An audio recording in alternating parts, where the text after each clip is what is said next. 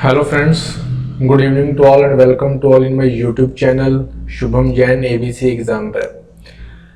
As you all know कि हमारी polity की लेक्चर सीरीज चल रही है। हम उस सीरीज का पार्ट नंबर 6 कवर करेंगे और आज का हमारा जो टॉपिक रहेगा वो रहेगा पार्लियामेंट्री सिस्टम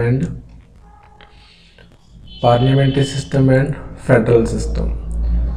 तो इसके पहले हम काफ़ी सारी चीज़ें कवर कर चुके हैं, लाइक फंडामेंटल राइट्स के बारे में हमने कवर कर लिया है, DPSP के बारे में कवर कर लिया है, ठीक है, और भी बहुत सारी चीज़ें हम यहाँ तक कवर कर चुके हैं। तो पार्लियामेंट्री सिस्टम क्या होता है कि अगर हम बात करें कि यहाँ पे हमने क्लियर लाइन यूज़ की है कि parliamentary system of the government is one in which executive is responsible to the legislature. Executive means जो हमारी कार्यकारिणी जो सिस्टम होता है, ठीक है, कार्यकारी सिस्टम जो होता है, तो जो ये होता है हमारा लॉ मेकिंग बॉडी होती है, ठीक है। इसमें क्या होता है कि जो आपका एग्जेक्टिव होगा वो लेजिस्लेचर के लिए रिस्पॉन्सिबल होगा। तो कहने का मतलब ये है कि जैसे हमारे इंडिया में एक पार्लियामेंट है, पार्लियामेंट में आपके दो हाउसेज हैं, लोकसभा एंड राज्यसभा। तो जो हमारी एग्जेक्टिव है, पहली बात तो यहीं से निकलती है, ठीक है, वो हम बताएंगे कि इसको ड्यूअल मेंबरशिप बोलते हैं, क्योंकि हमारे जो मिनिस्टर्स होते हैं, काउंसिल ऑफ मिनिस्टर्स, वो आपका पार्लियामेंट का भी मेंबर होते हैं, वो आपका एग्जीक्यूटिव का भी मेंबर होते हैं, इसलिए इसको ड्यूअल मेंबरशिप बोलते हैं। तो ये काउंसिल ऑफ मिनिस्टर्स तब तक अपनी पोजीशन के ऊपर रह सकते हैं जब तक उनको lower houses, that means Lok Sabha का क्या है, कॉन्फिडेंस मिला हुआ है, ठीक है। अगर लोकसभा इनके against no confidence motion pass कर दे तो काउंसिल ऑफ मिनिस्टर्स को रिजाइन करना पड़ता है। तो पार्लियामेंट्री सिस्टम एक ऐसा सिस्टम होता है जहाँ पे काउंसिल ऑफ मिनिस्टर्स जो होते हैं वो आपका लेजिस्लेटिव बॉडी के लिए, इंडिया में बात करें तो लोकसभा में रिस्पॉन्सिबल होते हैं। कोई भी वो पॉलिसी बना रहे हैं या फिर वो कोई भी एक्ट बना रहे हैं, काम कर रहे हैं उसके लिए, ठीक है। इस सिस्टम को हम क्या कहते हैं, रिस्पॉन्सिबल गवर्नमेंट भी बोल देते हैं, या फिर इसको हम क्या बोलते हैं, कैबिनेट गवर्नमेंट बोलते हैं। कैबिनेट गवर्नमेंट एक्चुअली जो ये वर्ड है वो किसने यूज किया था, आइवर जेनिंग्स हैं, एक पर्सन है, इन्होंने यूज किया था। ये एग्जाम में कभी कभी पूछ लिया जाता है तो आपको पता होना चाहिए। इसके अलावा पार्लियामेंट्री सिस्टम टाइप के गवर्नमेंट को हम क्या बोलते हैं, वेस्टमिंस्टर गवर्नमेंट बोलते हैं। एक्चुअली ये वेस्टमिंस्टर जो है एक लोकेशन है आपका ब्रिटेन में, और जहाँ से इस पार्लियामेंट्री सिस्टम का सबसे पहले स्टार्टिंग हुआ था, इसीलिए हम क्या करते हैं, इसको वेस्टमिंस्टर गवर्नमेंट भी बोलते हैं, क्योंकि इंडिया में भी पार्लियामेंट्री सिस्टम जो है हमने ब्रिटेन से ही अडॉप्ट किया हुआ है, ठीक है। तो दुनिया की कुछ कंट्रीज़ हैं वर्ल्ड में, जैसे मान लो ब्रिटेन है, जापान है, कनाडा है, इंडिया है, ये सारी की सारी कंट्रीज़ क्या करती हैं, पार्लियामेंट्री सिस्टम को फॉलो करती हैं। दूसरी तरफ आपका एक प्रेसिडेंशियल सिस्टम होता है, ठीक है। प्रेसिडेंशियल सिस्टम में क्या होता है कि प्रेसिडेंट की जो इलेक्शंस होती हैं, प्रेसिडेंट वहाँ पे रियल एग्जीक्यूटिव होता है, ठीक है। हमारे यहाँ पे जो प्रेसिडेंट है वो रियल एग्जीक्यूटिव नहीं है, वो एक नॉमिनल एग्जीक्यूटिव है, ठीक है। रियल एग्जीक्यूटिव यहाँ पे हमारे कौन है, प्रधानमंत्री होते हैं, ठीक है। तो इसको हम प्राइम मिनिस्टेरियल गवर्नमेंट भी बोल देते हैं, पार्लियामेंट्री गवर्नमेंट को। प्रेसिडेंशियल सिस्टम में क्या होता है कि प्रेसिडेंट जो होता है उसकी जो एग्जीक्यूटिव होती है वो आपका लेजिस्लेटिव का पार्ट नहीं होती, ठीक है। तो लेजिस्लेचर के अलग से इलेक्शंस होती हैं, प्रेसिडेंट के लिए, एग्जीक्यूटिव के लिए अलग से इलेक्शंस होती हैं, और जो एग्जीक्यूटिव होती है वो आपकी किसी भी काम के लिए, किसी भी एक्ट के लिए, किसी भी पॉलिसी के लिए आपकी पार्लियामेंट जो है, जो लेजिस्लेटिव बॉडी है, उसको रिस्पॉन्सिबल नहीं है, ठीक है। तो this is the basic difference between the parliamentary system and the presidential system. इसके अलावा एग्जाम में आपको क्वेश्चंस कहाँ से कैसे पूछे जा सकते हैं उसके हिसाब से हम बात करेंगे।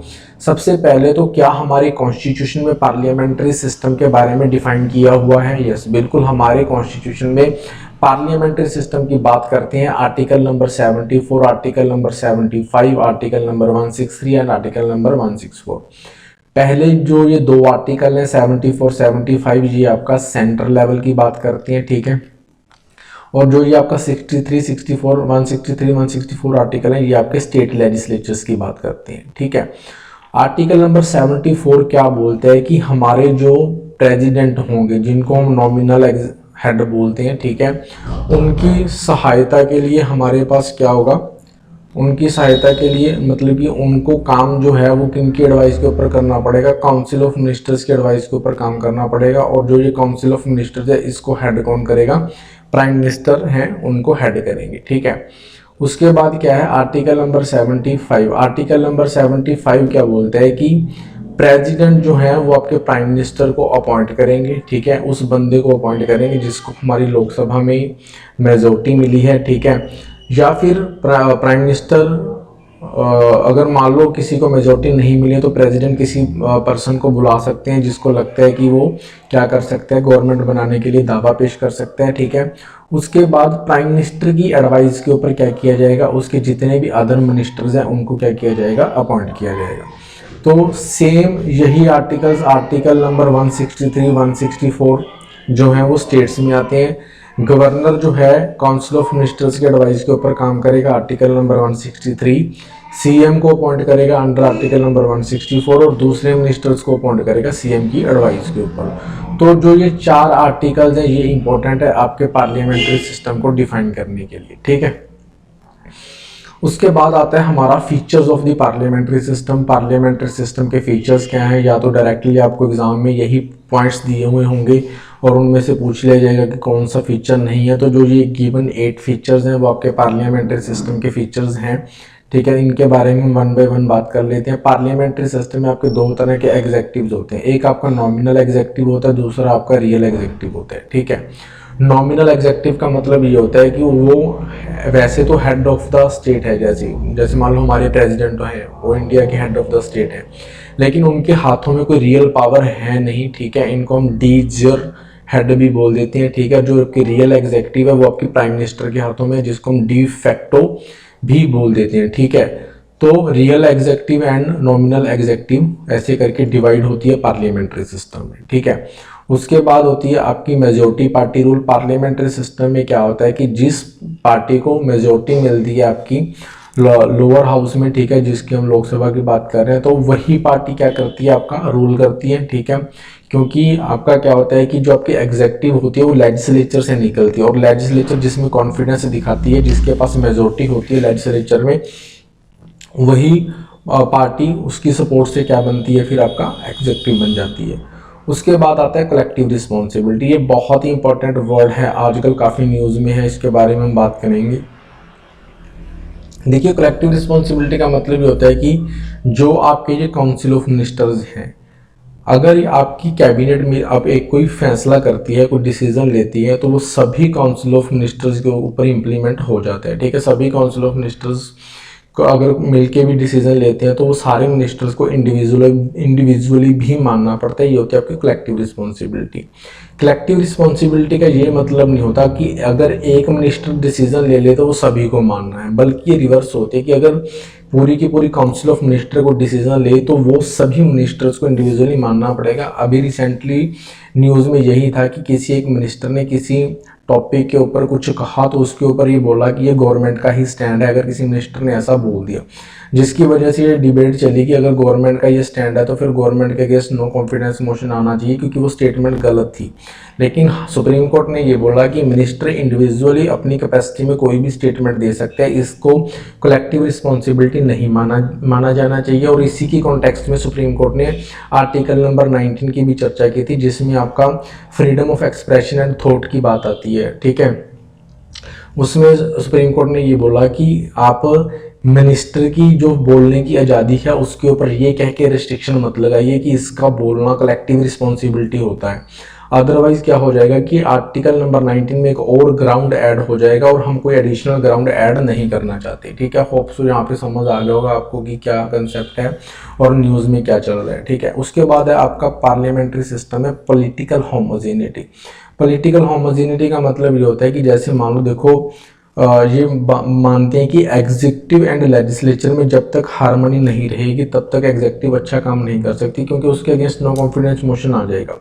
पॉलिटिकल होमोजेनिटी रहेगी, आपका वही पार्टी एग्जीक्यूटिव होगी जिसका लेजिस्लेचर में मेजोरिटी है, तो एग्जीक्यूटिव को एक्ट पास करने में, बिल बनवाने में कुछ ज़्यादा परेशानी होगी नहीं, तो उनके बीच में क्या करता होगा, एक कोऑर्डिनेशन बना रहेगा। लेकिन जब आपका प्रेसिडेंशियल सिस्टम आता है तो हो सकता है जो आपका एग्जीक्यूटिव बिल बना रही है और लेजिस्लेचर जो है, अगर वहाँ पे दोनों अलग अलग पार्टी के पर्सन्स बैठे हैं, एग्जीक्यूटिव में किसी और पार्टी की मेजोरिटी है, लेजिस्लेचर में किसी और पार्टी की मेजोरिटी है, तो दोनों में क्या रहती है, कन्फ्रंटेशन रहती है। पार्लियामेंट्री सिस्टम में क्या होता है, आपका पॉलिटिकल होमोजेनिटी होती है।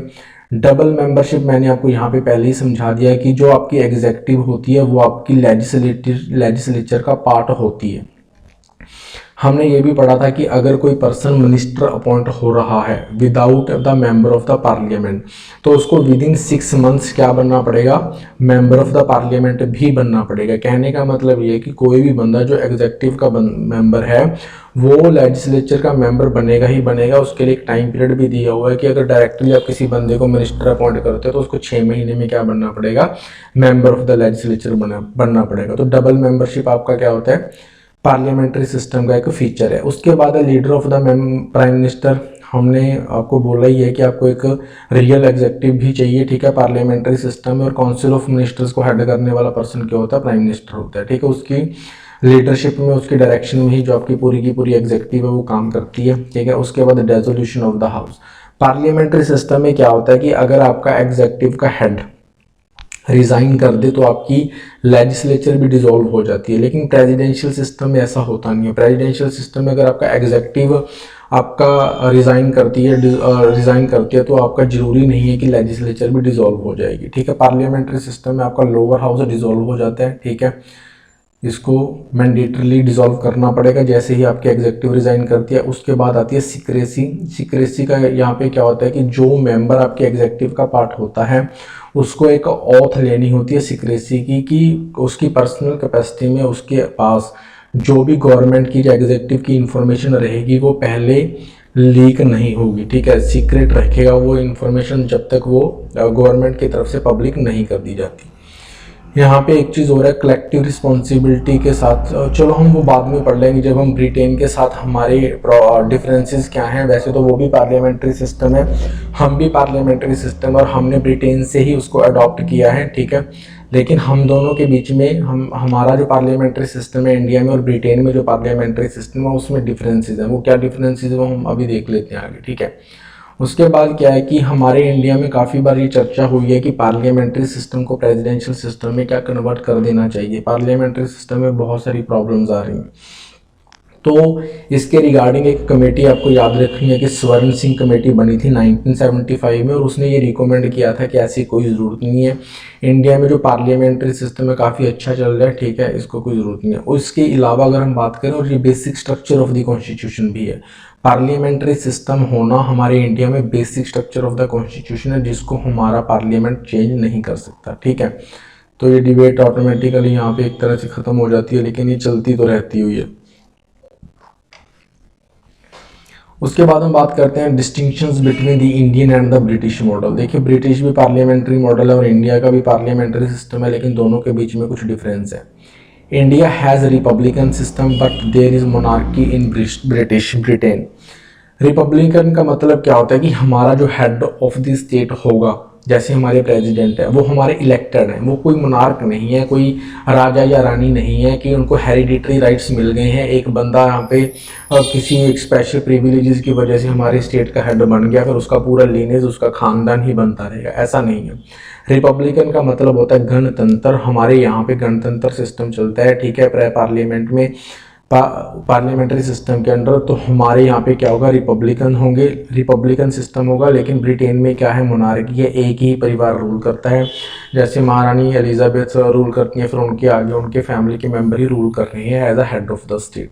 बेशक वहाँ पे जो आपकी रियल एग्जीक्यूटिव है वो आपका प्राइम मिनिस्टर भी वहाँ पे बनते हैं, लेकिन जो आपका हेड ऑफ द स्टेट है वो आपका मोनार्की होता है। इंडिया की बात करें तो sovereignty of the constitution very important, exam में बहुत बार पूछा गया। इंडिया में किसकी सॉवरेनिटी है? हमारे इंडिया में सॉवरेनिटी है, प्रभुसत्ता है कॉन्स्टिट्यूशन का। और कॉन्स्टिट्यूशन भी किसने बनाया? लोगों ने ही बनाया है। तो constitution of sovereignty of people है हमारी इंडिया में कॉन्सेप्ट। लेकिन अगर ब्रिटेन की बात करें तो वहाँ पे सॉवरेनिटी ऑफ द पार्लियामेंट है। हमारे इंडिया में हम ये मानते हैं कि कॉन्स्टिट्यूशन के ऐसे कुछ प्रोविजंस हैं जिनको पार्लियामेंट चाहकर भी चेंज नहीं कर सकती, इसीलिए हमारे इंडिया को कहीं कहीं जगह पे कॉन्स्टिट्यूशन को रिजिड बोला जाता है। लेकिन ब्रिटेन में क्या है, सॉवरेनिटी पार्लियामेंट की है, पार्लियामेंट चाहे तो कुछ भी चेंज कर सकती है अपने कॉन्स्टिट्यूशन में। वैसे भी उनका कोई रिटन कॉन्स्टिट्यूशन तो है नहीं। तो यहाँ पे एक बात और आती है कि एक फेमस वर्ड है कि ब्रिटेन की पार्लियामेंट कुछ भी कर सकती है। The Britain parliament can do anything accept making man a women and women a man. मतलब कि एक आदमी को औरत नहीं बना सकती, औरत को आदमी नहीं बना सकती। बाकी दुनिया में और जितना भी काम है वो ब्रिटेन की पार्लियामेंट कर सकती है। लेकिन हमारे इंडिया में कॉन्स्टिट्यूशन की सॉवरेनिटी है, पार्लियामेंट की सॉवरेनिटी नहीं है। पार्लियामेंट कुछ भी चाहे नहीं कर सकती, ठीक है। ऐसा नहीं है कि जो उसके मन में वो करे। बेसिक स्ट्रक्चर के नाम पे उसके ऊपर काफ़ी सारी रिस्ट्रिक्शंस लगाई जाती हैं। In India, PM may be from either house of the parliament, but in Britain it should be from the lower house mandatorily। देखिए, अगर हम इंडिया की बात करें तो इंडिया का जो प्राइम मिनिस्टर बन सकता है वो आपका राज्यसभा से ले आओ चाहे लोकसभा से ले आओ, बन सकते हैं। इवन कि इंडिया में वो पर्सन भी आपका प्राइम मिनिस्टर बन सकता है जो अभी किसी भी हाउस का मेंबर नहीं है, ना तो लोकसभा का मेंबर है और ना ही वो राज्यसभा का मेंबर है। क्योंकि हमारे यहाँ पे एक प्रोविज़न है कि वो बंदा अगर मिनिस्टर बनता है या प्राइम मिनिस्टर बनता है तो उसको विद इन 6 मंथ्स किसी ना किसी हाउस का मेंबर बनना पड़ेगा। लेकिन ब्रिटेन में ऐसा नहीं है। ब्रिटेन में सिर्फ वही पर्सन प्राइम मिनिस्टर बन सकता है जो आपका लोअर हाउस का क्या है, मेंबर है, ठीक है। उसके बाद जो डिफरेंट पॉइंट है, Britain has the system of the legal responsibility but there is no such system in India. Very important point. अगर यूपीएससी टाइप एग्जाम्स की बात करें तो इस तरह के क्वेश्चंस पूछे जाते हैं। हमारे इंडिया में कोई लीगल रिस्पॉन्सिबिलिटी नहीं है। लीगल रिस्पॉन्सिबिलिटी का मतलब क्या होता है कि देखिए, मान लो हमारा जो एग्जेक्टिव है, काउंसिल ऑफ मिनिस्टर्स हैं, कैबिनेट सिस्टम है, उसके बाद इन मान लो हेड ऑफ द स्टेट जो हमारा प्रेसिडेंट है उसने एक कानून के ऊपर साइन करके उसको एक्ट बना दिया और ये पूरा मतलब काउंसिल ऑफ मिनिस्टर्स के थ्रू बना हुआ एक्ट या पॉलिसी है। तो इसको काउंटर साइन आपका एक इंडिविजुअल मिनिस्टर नहीं करेगा। अगर आपका ऐसा सिस्टम है कि जहाँ पे एक इंडिविजुअल मिनिस्टर काउंटर साइन करेगा तो उसको लीगल रिस्पॉन्सिबिलिटी बोलते हैं। इस तरह का सिस्टम आपका ब्रिटेन में चलता है, हमारे इंडिया में नहीं चलता, ठीक है। उसके बाद एक शैडो कैबिनेट का कॉन्सेप्ट है। शैडो कैबिनेट क्या होती है कि जैसे मान लीजिए हमारे यहाँ पे 3 मिनिस्ट्रीज हैं, जो एग्जेक्टिव है वो रूल कर रही है, यहाँ पे मान लो फाइनेंस मिनिस्टर है, होम मिनिस्टर है, कोई भी और मिनिस्ट्री है। तो शैडो कैबिनेट का मतलब होता है कि जो ऑपोजिशन पार्टी होती है ब्रिटेन में वो फाइनेंस मिनिस्टर के ऊपर, उनके कामों के ऊपर वॉच करने के लिए अपना एक बंदा अपॉइंट करते हैं जो उसके सारे कामों को देखते हैं। तो इस पैरेलल क्या होता है कि फाइनेंस मिनिस्टर के ऊपर नज़र रखी जाती है। ऐसी होम मिनिस्टर जो है ऑपोजिशन पार्टी के एक पर्सन होता है, वो होम मिनिस्ट्री की पूरी देखरेख करते हैं अपने हिसाब से कि सो दैट कि कहीं उनको काउंटर करना पड़े रियल एग्जेक्टिव तो हम कर सकें। तो इसमें ये होता है कि जैसे अगर मान लो रूलिंग पार्टी रिज़ाइन कर दे, ऑपोजिशन पार्टी को टेक ओवर करना पड़ जाए तो वो ईजिली कर लेते हैं क्योंकि उनको सारा पता होता है। इस तरह का कोई सिस्टम हमारे इंडिया में है नहीं, शैडो कैबिनेट टाइप, ठीक है। उसके बाद क्या है कि हमने पार्लियामेंट्री सिस्टम डिस्कस कर लिया। पार्लियामेंट्री सिस्टम, इससे ज़्यादा बाहर क्वेश्चंस नहीं पूछे जा सकते, ठीक है, इतना ही यहाँ से पूछा जाता है। उसके बाद आता है फेडरल सिस्टम। एक्चुअली ये फेडरल सिस्टम होता है, एक वर्ड है फोइडस, इसका मतलब होता है एग्रीमेंट, इससे लिया हुआ वर्ड है, ठीक है। तो अभी हम देखते हैं कि हम किस कॉन्टेक्स्ट में फेडरल सिस्टम को पढ़ेंगे। सबसे पहले तो Indian federation with national unity and the regional autonomy. India ने जो फेडरेशन सिस्टम उठाया है अपना वो कनाडा से उठाया है, ठीक है। कनाडा में क्या सिस्टम है, कनाडा एक ऐसा फेडरेशन है जिसमें क्या होता है कि जो आपके प्रोविंसेस हैं, जैसे हमारे स्टेट्स हैं इंडिया में, वहाँ पे कनाडा में उनको प्रोविंसेस बोलते हैं। वो प्रोविंसेस के पास अपनी कुछ पावर्स हैं, लेकिन सेंटर जो है वो आपका क्या है, ज़्यादा स्ट्रॉन्ग है, उसके पास ज़्यादा पावर्स हैं। जैसे कनाडा में आपके प्रोविंसेस सीसीड अलग नहीं हो सकते, वैसे ही हमारे इंडिया में नहीं हो सकती। तो इंडियन फेडरेशन क्या है, with national unity and regional autonomy. Federation में क्या होता है कि जो आपके सब यूनिट्स होती हैं एक कंट्री के, जैसे स्टेट्स हैं, उनकी पावर्स अलग होती हैं और जो ये पूरा आपका सिस्टम है, यूनियन है, उसकी पावर्स आपकी अलग होती हैं। फेडरल, हमारे इंडिया को फेडरेशन ना बोल के इंडिया को यूनियन ऑफ स्टेट्स बोला जाता है, क्योंकि ऐसा है कि फेडरेशन का मतलब वैसे होता है एग्रीमेंट। एग्रीमेंट का मतलब होता है छोटे छोटे स्टेट्स ने एक एग्रीमेंट करके मिलके एक बड़ी कंट्री बनाई है, लेकिन ऐसा इंडिया में नहीं है। फेडरेशन में क्या होता है कि जो स्टेट्स एग्रीमेंट के थ्रू एक दूसरे से मिले, एक बड़ा कंट्री बनाया, उनके पास राइट होता है कि जब चाहे वो उससे अलग हो सकते हैं। इंडिया में ऐसा नहीं है। India union of the states है, हमारा एक बड़ा कंट्री बना है, तो उसमें जो स्टेट्स हैं उसके सब यूनिट्स तो हैं, लेकिन अगर कोई स्टेट चाहे तो चाहकर भी हमारे इंडिया से अलग हो नहीं सकता। तो India is the union of the states and not the federation of the states, ठीक है। समझ आ गई आपको बात यहाँ पे। उसके बाद फेडरल सिस्टम क्या होता है कि स्टेट की अपनी पावर्स होती हैं, सेंटर की अपनी पावर्स होती हैं, लेकिन कैनेडियन फेडरेशन में क्या है कि स्टेट्स की पावर तो है लेकिन सेंटर के पास ज़्यादा पावर है। उसको ज़्यादा स्ट्रॉन्ग इसलिए बनाया गया सो दैट कि वो स्टेट्स को क्या करके रखे, एक यूनिफाइड तरीके से उसको स्ट्रेंथन करके रखे। ऐसी इंडिया में भी यूनिटी बनी रहे, स्टेट्स अलग ना हो सकें, इसलिए हमारे सेंटर में भी क्या है, ज़्यादा स्ट्रॉन्ग पावर्स हैं। फेडरेशन सिस्टम के तहत लाइक इंडिया में मैंने आपको बताया कि आर्टिकल नंबर 246 में 3 लिस्ट बनी हुई हैं, ठीक है। यूनियन लिस्ट है, स्टेट लिस्ट है, कॉन्करेंट लिस्ट है, जिसमें क्या है कि आपकी सेंटर और स्टेट के बीच में पावर्स को डिवाइड किया गया।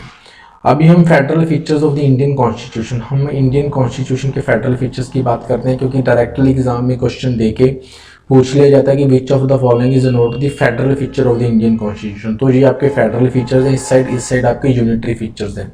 फेडरल फीचर्स का मतलब है कि ऐसे फीचर्स जो आपके स्टेट्स को स्ट्रेंथन करते हैं, ठीक है, स्टेट्स को भी पावर्स देते हैं। और यूनिटी फीचर्स का मतलब ये है कि जो आपके सेंटर को स्ट्रॉन्ग करते हैं, ठीक है, स्टेट्स की पावर्स को कम करते हैं। तो फेडरल फीचर में सबसे पहले हमारे यहाँ पे क्या है, ड्यूअल पॉलिटी है। ड्यूअल पॉलिटी का मतलब सेंटर की अलग गवर्नमेंट्स हैं, स्टेट की आपकी अलग अलग गवर्नमेंट्स हैं।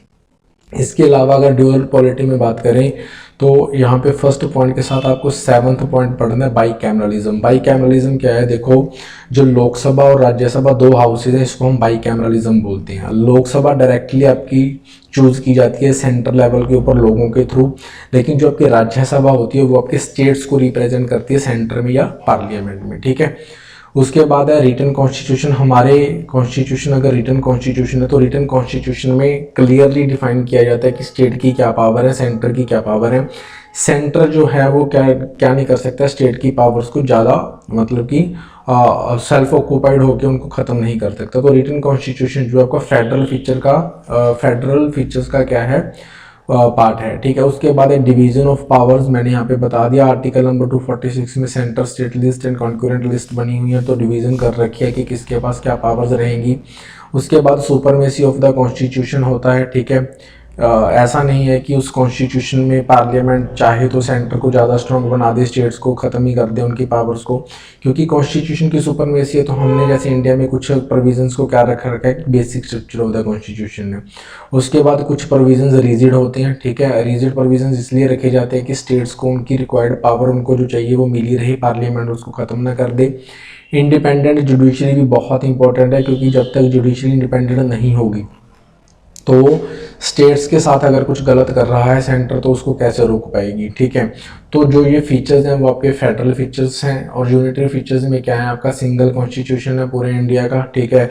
ये स्टेट्स के लिए कोई अलग से कॉन्स्टिट्यूशन नहीं देता। फ्लेक्सिबिलिटी ऑफ द कॉन्स्टिट्यूशन है, कॉन्स्टिट्यूशन में फ्लेक्सिबिलिटी है। एमरजेंसी के टाइम पे स्टेट्स की पावर को ख़त्म करके नेशनल पावर्स दे दी जाती है सेंटर के हाथों में, फ्लेक्सिबिलिटी है।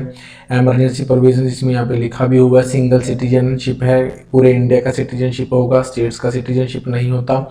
इंटीग्रेटेड जुडिशरी है, यानी कि सुप्रीम कोर्ट के नीचे हाई कोर्ट के नीचे आपके लोअर कोर्ट्स हैं, ठीक है। इस तरह से जुडिशरी काम करती है, ठीक है। ऐसा नहीं है कि स्टेट्स की हाई कोर्ट बिल्कुल अलग अलग है, सुप्रीम कोर्ट का उनके ऊपर कोई राइट्स नहीं है, ठीक है। तो इस तरह की है इंटीग्रेटेड जुडिशरी चलती है, ठीक है। ऑल इंडिया सर्विसेज, ये आपके सेंटर के रिप्रेजेंटेटिव्स होते हैं स्टेट्स में। And appointment of the governor, ये भी आपके सेंटर के रिप्रेजेंटेटिव्स होते हैं स्टेट में। इनकी वजह से क्या होता है कि सेंटर जो होता है स्टेट्स के ऊपर कंट्रोल रखता है अपना, ठीक है। तो ये आपके क्या है, unitary features of the Indian constitution है। अब हम इंडियन फेडरलिज्म की बात करें तो देखिए हमें भी ये पता है कि थ्योरी में पढ़ने वाली बातें कुछ अलग होती हैं और प्रैक्टिकल हम जब बात करते हैं तो बातें अलग होती हैं। जैसे अभी करंट रजीम जो चल रहा है बीजेपी गवर्नमेंट, तो आप सभी को पता है कि पार्लियामेंट में, लोकसभा में सिंगल पार्टी मेजोरिटी रूल चल रहा है। तो उनकी स्ट्रेंथ ज़्यादा होने की वजह से अब क्या हो रहा है कि ऐसे ऐसे कानून बनाए जा रहे हैं जिससे स्टेट की पावर्स को क्या किया जा रहा है, अंडरमाइन किया जा रहा है, ठीक है। तो फेडरलिज्म तो है, लेकिन फेडरलिज्म का वो झुका किस तरफ है, स्टेट्स की तरफ है कि सेंटर की तरफ है, ये इंपॉर्टेंट रहता है किसी भी डेमोक्रेसी के लिए और किसी फेडरल सिस्टम के लिए। तो यहाँ पे पहले आप 3-4 वर्ड्स पढ़ लो। बार्गेनिंग फेडरलिज्म, मॉरिस जोन्स ने ये वर्ड यूज़ किया था। इसका मतलब ये होता है कि अगर स्टेट्स के पास इतनी मेजोरिटी है या पावर है, या फिर आपका सेंटर इतना कमज़ोर है, वहाँ पे सिंगल पार्टी मेजोरिटी नहीं है, तो वहाँ पे बार्गेनिंग फेडरलिज्म चलती है। स्टेट्स प्रेशर डाल के सेंटर के ऊपर अपनी कुछ मांगे मनवाते हैं। इस कंसेप्ट में जो स्टेट है वो ज़्यादा स्ट्रॉन्ग होते हैं। कोऑपरेटिव फेडरलिज्म में क्या होता है कि ना तो ज़्यादा सेंटर स्ट्रॉन्ग है, ना ही आपका स्टेट्स ज़्यादा स्ट्रॉन्ग है, तो इसमें कोऑपरेटिव फेडरलिज्म की आपको ज़रूरत पड़ती है। स्टेट और सेंटर दोनों मिलके कुछ काम करेंगे जिससे अपने इंडिया का वेलफेयर और डेवलपमेंट हो सकता है। ये वर्ड आपका ग्रैंडविल ऑस्टिन ने यूज़ किया था। दोनों वर्ड्स आपको पता होने चाहिए, ठीक है। तो देखिए मैंने जैसे आपको पहले बताया कि जब सिंगल पार्टी रूल होता है, ठीक है, तो वो क्या करती है, ऐसे कुछ कानून बनाती है पावर्स का यूज़ करके कि स्टेट की पावर्स को अंडरमाइन किया जाता है। लेकिन इस तरह से काफ़ी सारे केसेस स्टेट ने सेंटर के अगेंस्ट सुप्रीम कोर्ट में फिर बाद में क्या किए, फाइल किए कि जहाँ पे उनकी कॉन्स्टिट्यूशनल पावर जो दी गई हैं ओरिजिनल, उनको क्या किया जा रहा है, ख़त्म किया जा रहा है। तो इस कंटेक्स्ट में आपको एक बम्बई केस याद होना चाहिए 1994 में। तो इस केस में सुप्रीम कोर्ट ने ये वर्डिक्ट दिया था कि जैसे मैंने बात किया कि किस किस पावर का यूज़ करके स्टेट की पावर को अंडरमाइन किया जा सकता है। जैसे मान लो सेंटर ने स्टेट में प्रेसिडेंट रूल लगाना है, तो प्रेसिडेंट रूल लगा देती है और उस स्टेट की गवर्नमेंट क्या हो जाती है, ख़त्म हो जाती है। ठीक है, कहने का मतलब ये है कि उसकी लेजिस्लेटिव पावर्स ख़त्म हो जाती हैं। तो इस कॉन्टेक्स्ट में सुप्रीम कोर्ट ने बोला कि प्रेसिडेंट रूल अगर किसी स्टेट में लगाना है तो उसके बहुत वैलिड रीजंस होने चाहिए, ठीक है, तब जाके प्रेसिडेंट रूल लगाना चाहिए। इसके कॉन्टेक्स्ट में उसने काफ़ी सारी वर्डिक्ट्स के अंदर अपने पॉइंट्स रखे थे, हम उसको यहाँ पे इतना डिस्कस नहीं करेंगे। फ्लोर टेस्ट में जैसे आता है कि मान लो प्रेसिडेंट जो हैं जान के अगर उसको किसी प्राइम मिनिस्टर को वहाँ पे हटाना हो तो फ्लोर टेस्ट नहीं करवाता, या फिर ऐसे टाइम पे करवाता है जहाँ जब प्राइम मिनिस्टर अपनी मेजोरिटी प्रूव नहीं कर सकती। तो इन चीज़ों का यूज़ करके या तो स्टेट की जो पावर्स हैं उनको अंडरमाइन किया जाता है गवर्नर्स के थ्रू। गवर्नर्स नहीं करवाते, मान लो जो गवर्नर्स हैं अगर किसी स्टेट की गवर्नमेंट को टॉपल करना हो, उनकी फ्लोर टेस्ट की जो मेजोरिटी है उनको प्रूव ही नहीं करने दिया जाता। तो इस तरह के काफ़ी सारी चीज़ें आपने गोवा महाराष्ट्र में रिसेंटली देखी होंगी, वहाँ पे कैसे गवर्नमेंट्स को टॉपल किया गया सेंट्रल गवर्नमेंट की तरफ से। तो ये है कि आपको ये 3-4 चीज़ें पता होनी चाहिए। बम्बई केस में सुप्रीम कोर्ट ने कुछ पॉइंट्स रखे थे कि प्रेसिडेंट रूल लगाना है तो उसका क्या प्रोविज़न होना चाहिए, और फ्लोर टेस्ट करवाना है तो गवर्नर को कितने दिन के अंदर वो करवाना चाहिए। ठीक है, यहाँ पे वो आपका मेंस पॉइंट ऑफ व्यू से बातें आ जाएंगी, यहाँ पे हमने करनी नहीं है, वो फिर आप ऑफलाइन क्लासेस में अगर कहीं से कोचिंग ले रहे हो तो वहाँ से आपको करना चाहिए। ठीक है, डिटेल में। तो रिसेंटली इसके रिगार्डिंग कुछ और न्यूज़ में है नहीं है। तो हमने parliamentary system and federal system complete कर लिया है। उसके बाद हम अपना नेक्स्ट टॉपिक जो रखेंगे वो आपका एमरजेंसी प्रोविजंस के ऊपर रखेंगे। देखिए स्टेट एंड सेंटर जो आपके रिलेशंस होते हैं उनके ऊपर एक सेपरेट वीडियो बनाएंगे, अभी मैं वो बना नहीं रहा। सबसे पहले हम एमरजेंसी प्रोविजंस डिस्कस करेंगे आने वाली वीडियो में। इसके पहले की वीडियोस आप देख लीजिएगा, ठीक है। कोई डाउट है तो आप कमेंट सेक्शन में कमेंट करके पूछ सकते हो। Otherwise thank you for watching the videos.